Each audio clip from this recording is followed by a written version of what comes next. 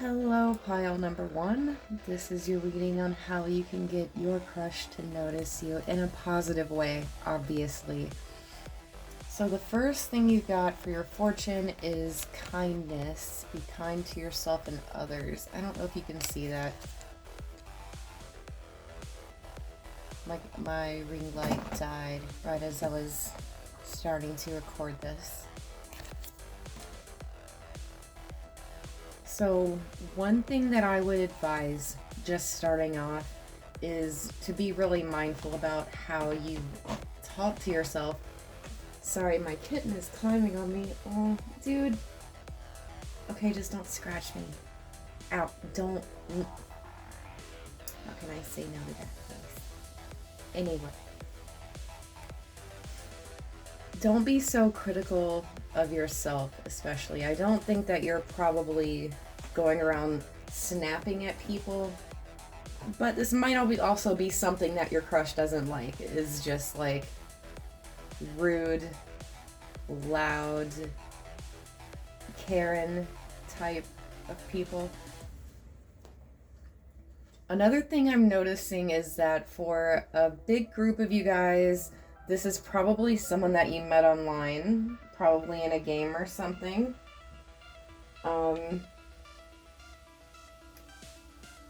If that's not the case, it could be someone that you communicate with using the internet a lot.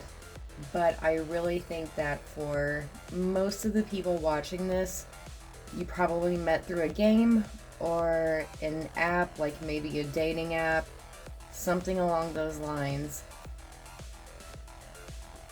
And for a lot of the people in that group, your crush is someone that you would consider to be a foreigner, whatever that means to you. And not just like they live in a neighboring country, like they live overseas. Because I'm seeing that their traditions and their culture are things that are really important to them.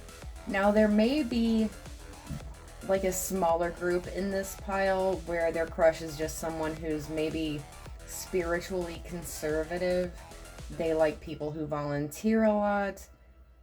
Maybe they also volunteer a lot. They get out and they do a lot of stuff to help people, animals, stuff like that. And in that case, you might want to volunteer or see what they're into.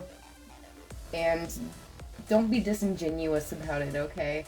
Because they're going to find out later on if you were lying and if you didn't really like doing these things, if you were just doing it to manipulate them. Don't fucking do that, okay? Please, thank you.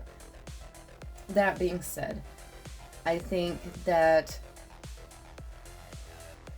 in that group of people where you have like maybe a religious type of crush or someone who's very spiritual, I think that they may be more on the traditional side in terms of dating. So if you go out with them, find out beforehand whether they want you to split the bill, maybe offer, just so as not to be rude. But if your crush is someone who lives in a different country or comes from a different culture or religious background, one thing that I would definitely recommend is to learn about their fucking culture. Learn their mother language if it's different from yours. Learn their spiritual practices. No one is expecting you to be like fluent in Italian overnight, but it shows that you're making an effort. And I think that this is someone who a little goes a long way. They're not expecting you to necessarily convert or whatever. Alright, you guys also got Sugar Light. I guess that's how you pronounce it.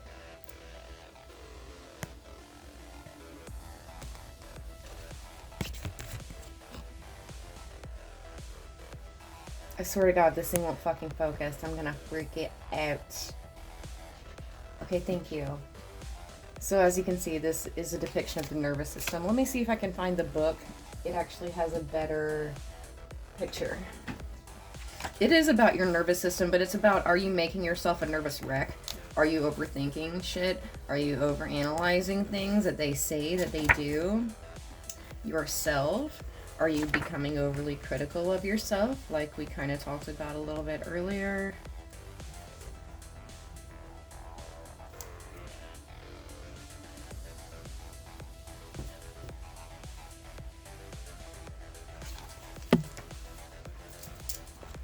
This says feel in order to know. Yeah, this is really about like balancing yourself. In some cases, you may need to actually physically go outside and touch some grass, not just like the metaphorical sense. Go hang out in nature and ground yourself and take time for yourself and work on yourself, because especially if you've been making yourself anxious, if you like feel sick at your stomach. So yeah, if you've had trouble sleeping at night, can't sleep, can't eat, that kind of crush, the best way to remedy that is by spending more time on yourself. Maybe just do something you enjoy with people that you like, and think about other stuff for a while, because you're all in your head and you're gonna make yourself sick. Okay. Alright, so you got red squirrel and defying gravity, which is a mushroom. This is a fungus card in the earlier cards. So this is kind of an interesting combination, because this is, again, a reading on how to get your crush to notice you in a positive way. And you're getting cards about, you know, leveling up and relaxing more and spending more time on yourself. So, on top of that, with red squirrel, this conscientious card, that's really, a lot of that has to do with mindfulness and really thinking before you act. Don't listen to gossip. Okay. If people come to you saying, I heard this, I heard that, I heard so-and-so was out doing this with Sally Sue, I don't want you to jump to conclusions and get angry or get depressed and start feeling bad. Because that's not really going to, I mean, you know, what's that really going to do in the end if you're just reacting? So you also got Starseed, Elemental, and Manifestia, which makes me wonder why you're here. I guess it's just for confirmation, but you're already manifesting this person. You're already on your way to making this happen. So I'm guessing if you're consciously manifesting, because that's what it would look like, whatever technique you're using, you already know that you're gonna get this. I think you're already seeing signs, but this is literally just saying, you know, believe in yourself and keep working on that. But, you know, remember, don't react to the 3D, okay? So pile number 1, that is all I'm seeing for you right now. I hope you have a great day, night, evening, whatever time it is where you are. Hi, pile number 2, this is your reading. By the way, my kitten is running around playing right under my desk right now. So if you hear anything in the background, it's just him, okay? Alright, so starting off, you guys got the Page of Wands, the Queen of Pentacles, the Six of Swords, and the Ace of Swords. Actually, that Ace of Swords wasn't supposed to be in your reading initially. I asked for 3 cards, I moved the deck to the other side of my desk, and when I turned around, that was sitting there. And I mean, I do have fibro brain, but you know, I'm usually not forgetful like that, so I just included it in your reading. You also got rose quartz with a different kind of love, and black tourmaline with transmutation. So pile 2, I wouldn't be surprised with a lot of you guys if this wasn't somebody that you're not already friends with on some level. I think if you're not friends with this person, it's the kind of situation where you met someone and you felt like you knew them right off the bat. Like you knew them from childhood. You know, those kind of like deep sort of soul connections. Rose quartz is like an unconditional, like soft, kind, patient kind of loving energy. And black tourmaline, the way that that works as a protective crystal is sort of like an air purifier or a water filter. In a sense.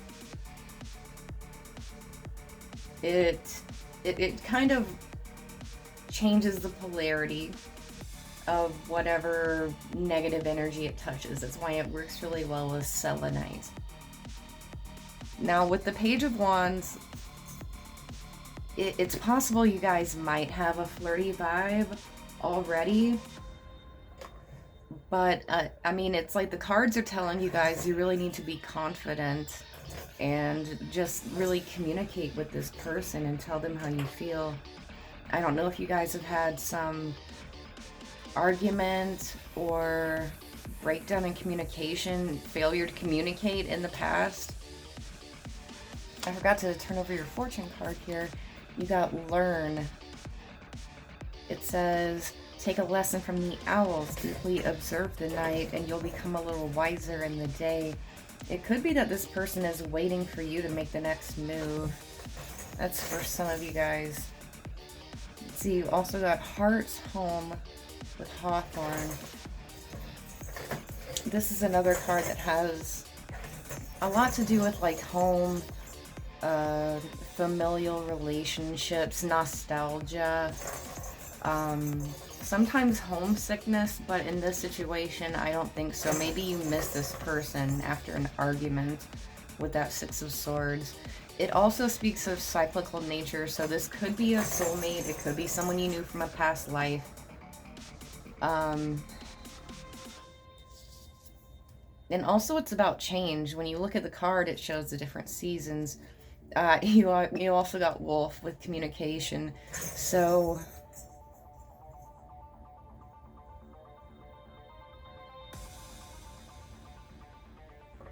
sometimes this can be about being alienated from a group of people or from a person or a situation that was toxic for you at the time.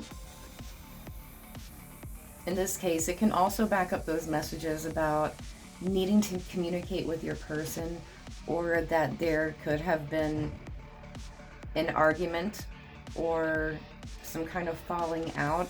This Ace of Swords does talk about some kind of clarity, like an aha moment. It's like a light bulb moment.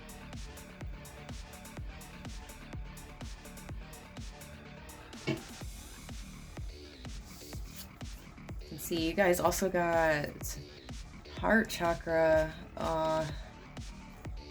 and the Sound of the Universe. Now, I've never actually pulled that card. I need to grab the book to look it up. But I can go ahead and tell you what it's probably saying is, tell them how you feel. Because that's what the rest of this is saying. Unfortunately, most of my readings are like this and kind of always have been. It's just like slapping you in the face with the same messages over and over again.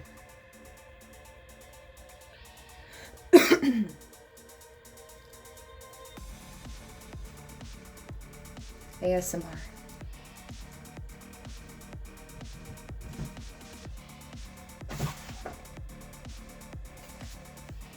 Let's see, life-changing experiences, glimpsing the great mystery, significant timing, pivotal moments. The tuning fork of universal consciousness, music transcending mundane reality. This card signifies those pivotal moments that transcend belief, remind us of a greater reality, and influence us so that life will never be the same again.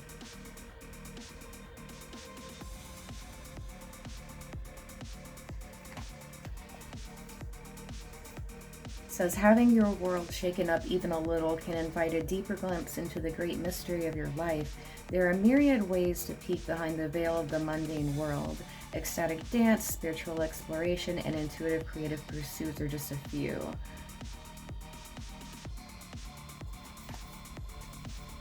So whatever this argument, maybe you guys just stopped talking for a while, maybe things went kind of stagnant, or maybe you ghosted this person. Different messages for different people. It could be that this really woke something up in both of you to make you realize that you cared about them maybe more than you thought you did. But yeah, for pile number 2, the best thing that I can tell you is to really observe this person and look for the right time and the right way to tell them what you need to tell them. If you're asking me for my advice, you may want to go get more readings from other readers, other channels, and see if that correlates, but that is really all that I'm seeing for now, okay?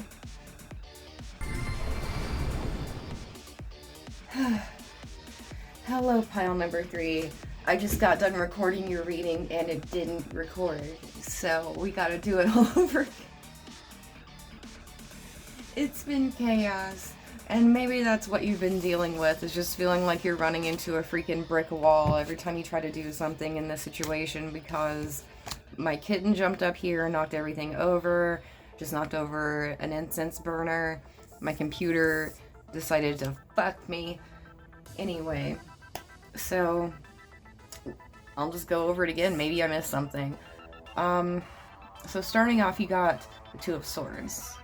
You got the Magician to the left and the reverse Hanged Man on the right.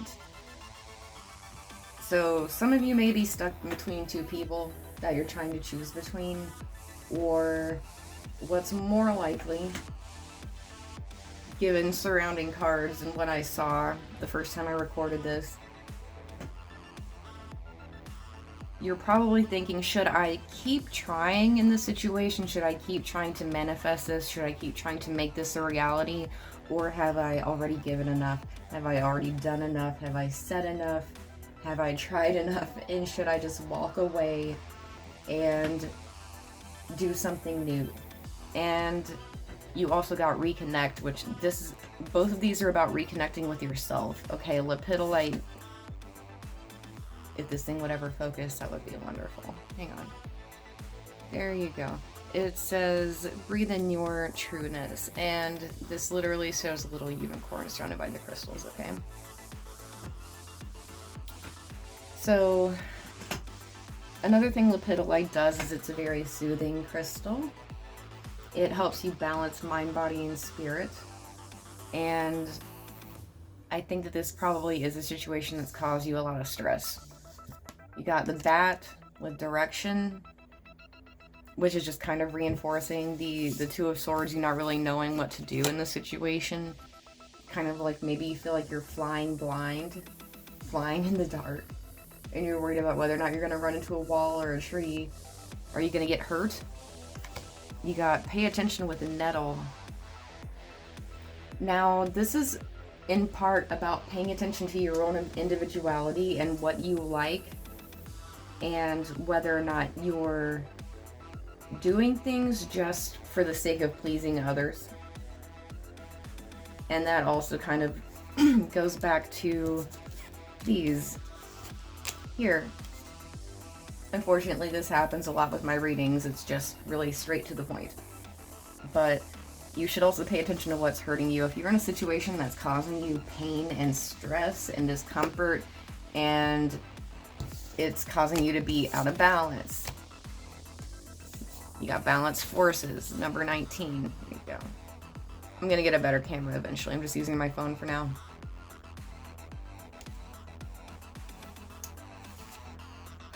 So, I think you really should spend some time with yourself. Sometimes you're better off being alone so that you can heal. And since this is a reading about how to get your crush's advice, I think that would, I mean, how to get your crush's attention, advice on how to get your crush's attention. I swear to God, I can talk. I think that they probably will come after you when they see you glow up and you're not chasing them anymore. They're gonna start to think maybe you are out of their league. Yeah, because you got the infinite. This is about rebirth. This is about reincarnation. This is about the fact that even if a situation doesn't work out the way that you expected, it's not the end of the world. Because things change. People change. And hopefully for the better. But given what I'm seeing, that's the best advice that I can give you, is to work on healing yourself before whatever this is that's going on. If this resonates with you, okay? I would try to get past this energy, whatever this is, because it's going to make you sick physically, mentally, emotionally, spiritually, and that's just going to create this sort of loop between you and this person, back and forth. And if you've noticed a pattern in your life of this kind of situation repeating, that can also be a karmic thing that you need to learn. Sometimes you need to put yourself first.